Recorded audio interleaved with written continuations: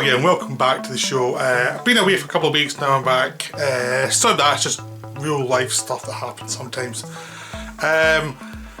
Basically, I'm going to do a bunch of videos for the next 2 weeks. There won't be as many as I usually do, but it's a start again as I build up. The first videos I'm going to do is a double bill of 2 King Hu films, which is Come Drink With Me and The Fate of Lee Can. I'll start with The Fate of Lee Can actually because it's the one I saw furthest away. I've seen Come Drink With Me like this week. The Fate of Lee Can came out a few months ago and I saw it then, but I haven't actually reviewed it fully or anything. So I mentioned it in a video I did with Solitary Rodin, but apart from that I haven't really spoke about it.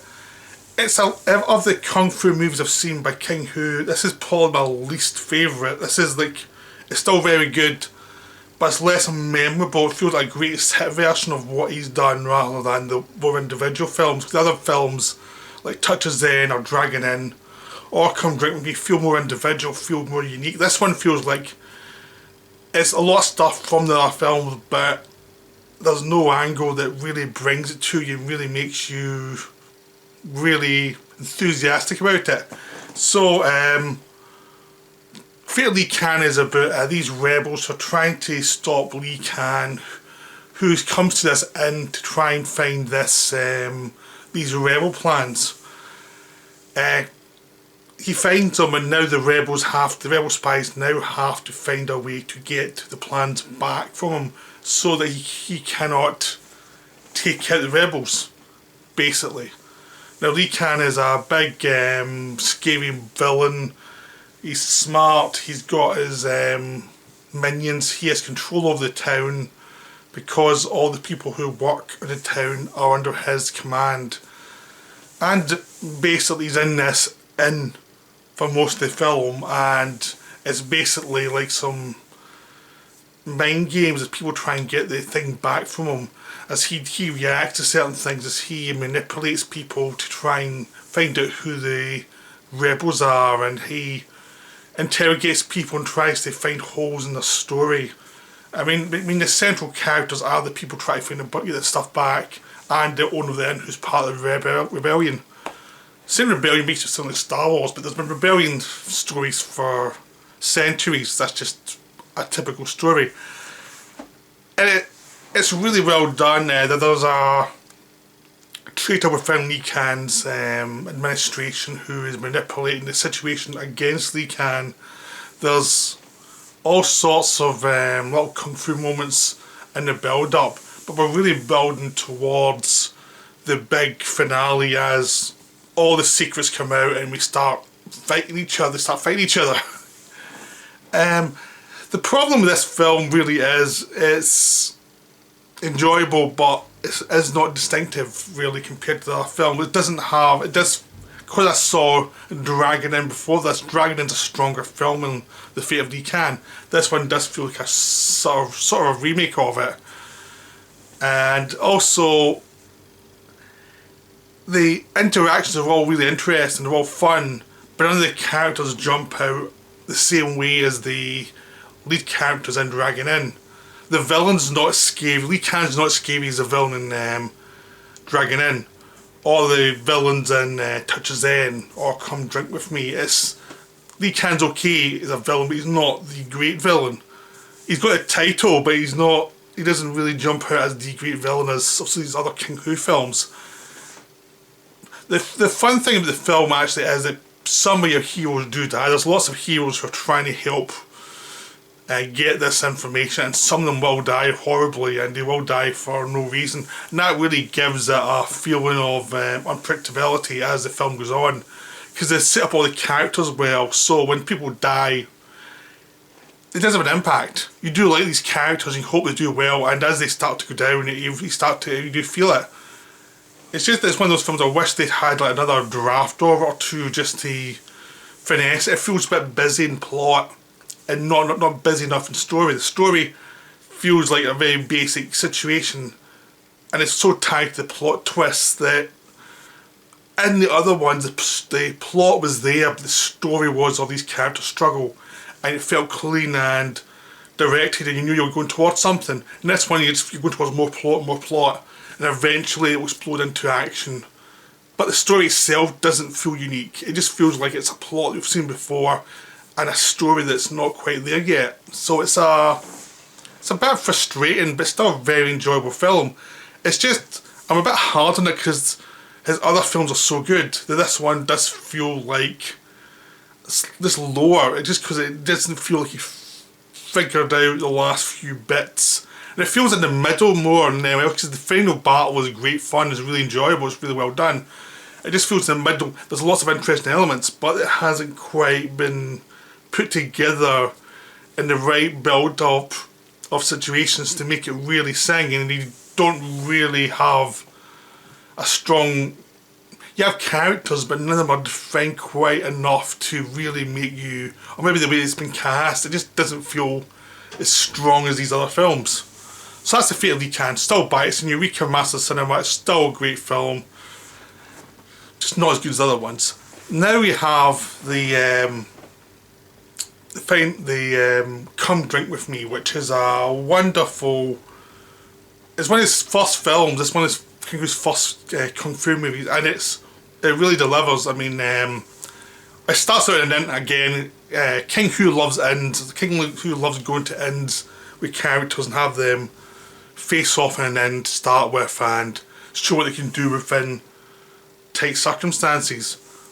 But this one, it expands beyond that pretty quickly and becomes something different. And it's got a really interesting situation. The situation is these bandits are all over the countryside and they are controlling the countryside, and they're based on control. The government sent people, have arrested their leader.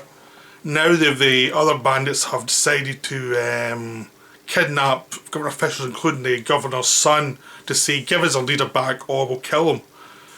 So they send in Golden Swallow, who's this woman who dresses like a man and who is feared throughout the land for being an efficient martial artist.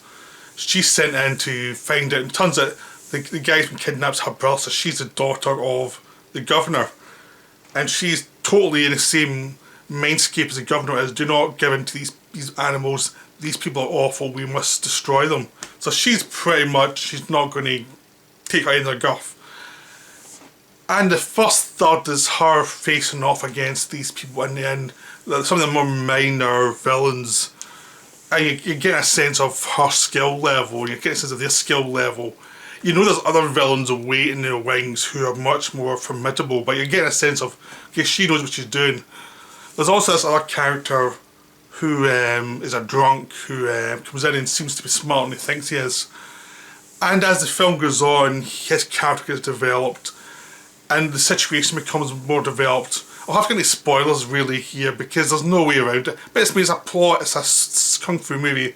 Most plots of these films are not unique. But the story here is pretty good, where basically you find out that the drunk, surprise surprise, is a kung fu master who's kidding on, he's a drunk just to fool the people, and he's just carefully manipulating the situation, giving her the information, getting her out of her situation without giving away his ties to everything. Now, when I say ties to everything, I mean he's connected to the guy in charge of the local temple who's corrupt, and he has a lot of there's a lot of political stuff that he's tied to in opposition to the villains that no one knows about because they don't know. They just see him as this drunk. They don't realise he's someone important. So he helps her, and as the story goes on, she kind of forces herself through and reaches the limit of her skills when she realises she's not quite as good as she thinks she is. When she's faced against the top level of the criminals, the top level of the criminals are actually very good at what they do. And at least that's an amazing fight in a temple where she's fighting all of them, including the big villain. And she's holding her own, but she's still getting her ass kicked a lot of the way. And the drunkard saves her in subtle ways and helps her escape. And then after that, he reveals himself to be a kung fu master, and he's fighting against his brother who corrupted his master's wishes, and he has to defend the rights of his people against this corruption, which is just a mirror of the corruption of the criminals, because all these criminals and all these monks who are corrupt are all taken in together. I mean, the villains stay at the temple because they're criminals and they're a criminal enterprise. And basically, her and him decide join forces to take down these scumbags one by one. It's just wonderful. I mean, it's a very simple setup, but unlike the Fate of Lee Can, you know where everyone's going all the time, and then the setup's simple enough to get you from A to B, but there's enough complication to keep it interesting. It's a wonderfully set up story. This is also a film with amazing fight scenes, but the amazing part of the fight scenes is the setup, where you're seeing people watching other people, and you're seeing them interacting, and in the fight scenes it's not just about attacking, it's about who's behind me, what they're going to do, and the camera's pulled back so you can see the movement of people within the frame before an attack happens. So there's tension within the story, so that when the fighting actually happens it's much more enjoyable because there's tactics involved. And then when she realises she's outmanned, she has to get out of there. That creates visuals that actually work for that. That we see her working this out. They're doing it visually rather than having tons of dialogue that tells you that is really obvious. It's just a really well made film where a lot of the visuals tell you what you need to know. And it's not just not all piled in dialogue. The villain, there's two really good villains in this. There's the guy who runs a temple, who is a corrupt brother of the hero. He's this older guy and he is pretty brutal and he doesn't care. He's out for himself and he is really corrupt, and he's maybe a man of God, but he's taken it so far and is all out for himself. Then there's the gang leader number 2, who's the sidekick of the gang leader trying to get back. He's this fey, slightly camp but very deadly, pale guy who wanders around on white all the time, and he's very careful with his movements, and he is the guy you know is the guy you don't mess with. He's a lot of tricks, he's got a lot of careful movements, he knows what he's doing. So whenever they're fighting against him, there's always a threat he stops something else that they haven't thought of. And as the story goes on, you realise, yeah, he has thought of a lot of stuff that they haven't thought of, but they've thought of stuff that he hasn't thought of as well. So it's like a good match of minds, not just let's fight. It's like they're tactically trying to outdo each other, and the whole thing becomes satisfying because you've got antagonists and the protagonists who are able for each other but who are not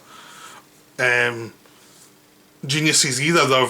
They make their mistakes. So it's just a wonderful film. It's so well done. The acting is good for a kung fu movie. The action is so good. They know when to shut up and let the visuals do the talk. They know when to let the actors emote a little bit, and they also know when just to have the atmosphere to build and build and build. This is just a top class film. The only flaws it's really got is early on there's a couple of fight scenes that are too close to the action. You don't get a clear view of certain things, but as it goes on, it gets further out. It's almost like King Hu has worked out how he's going to do these scenes, and from then on his fight scenes are always great. This is a film where he does a few things that are a bit dodgy when it comes to choreography to start with, but as the film goes on, he really has figured it out and he's doing some amazing stuff. It's a beautiful film. It's so good. This is the film he arrived with, basically. This is the film that made him a big thing in kung fu action. It's just wonderful. Both these films have male and female protagonists. They both have like they both see men and women are basically equally dangerous. They're different fighting skills, but they've both got their values that are different from each other, and it's really good to see them go against each other because they do different things against each other, and it really works well because it's a set of tactics that allows for variations throughout the fights. So it's just wonderfully done. You get some kick-ass heroes, you get really good heroes, you get really good villains. King Hu is terrific. He's really good. He's really something. So I highly recommend his films. I'm trying to keep this short and just encourage you to go and see these films. They're so good. Well, I'll see you later with another video.